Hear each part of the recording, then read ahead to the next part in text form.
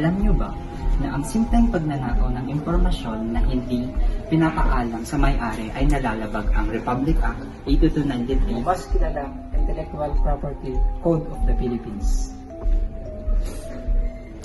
Ang batas na ito ay naglalayong protektahan ang mga orihinal na may likha laban sa mga nagpipirata at nagnanakaw ng impormasyon ng walang pahintulutan.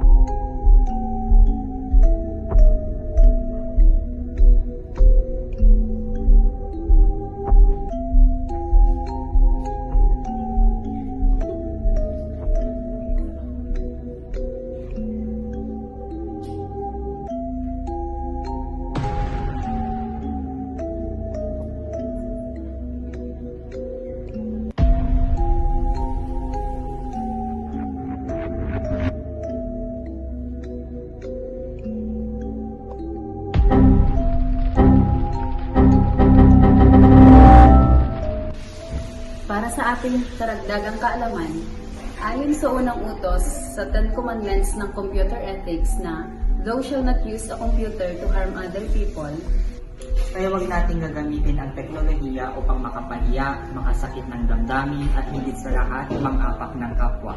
Kaya lagi nating tatandaan na think before we click.